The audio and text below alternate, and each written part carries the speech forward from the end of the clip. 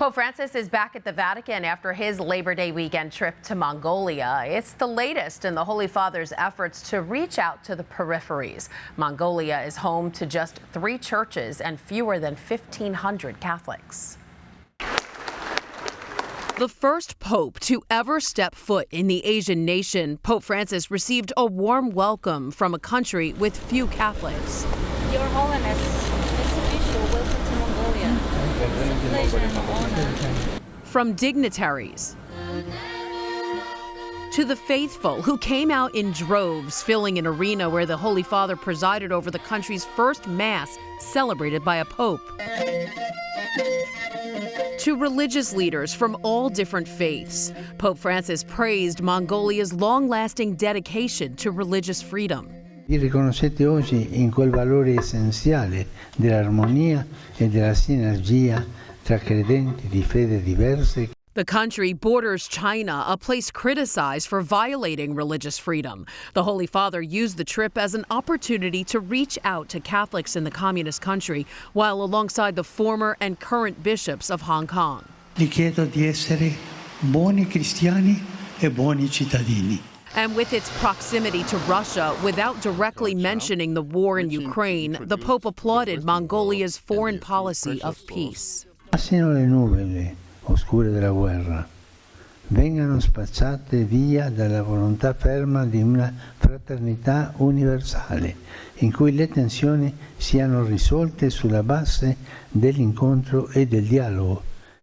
During his flight back to Rome, Pope Francis talked about some future trips. Here to fill us in on everything we need to know is our Vatican expert, John Allen, the editor of Crux.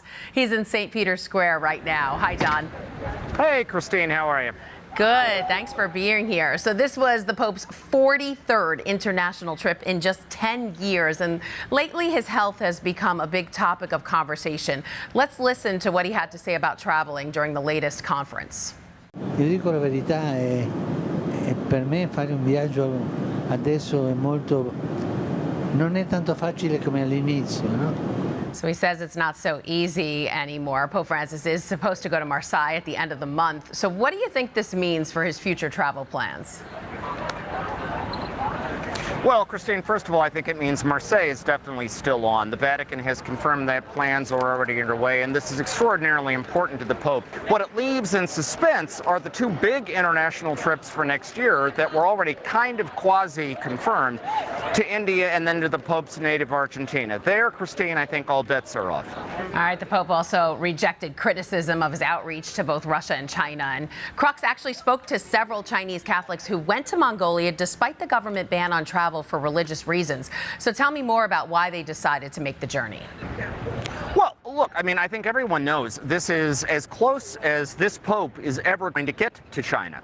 What was striking is the way they comported themselves. I mean, these Chinese Catholics in Mongolia, for instance, Christine, they were wearing COVID face masks, not to protect themselves against disease, but to protect themselves against detection, because they were afraid of blowback either against themselves or their families, despite the fact that the Chinese government was unwilling to countenance Catholics going. Pope Francis used this trip to signal outreach and an extended hand, a kind of olive branch to China at every opportunity. All right, an historic trip. John Allen, editor for Crux. Thanks for joining us.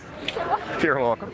Hi, I'm Christine Persichetti, anchor of Currents News. If you like what you saw, please hit the like button on this video. And if you want to see more content just like it, subscribe and click on the bell for notifications. Thanks for watching, because we are putting your faith in the news.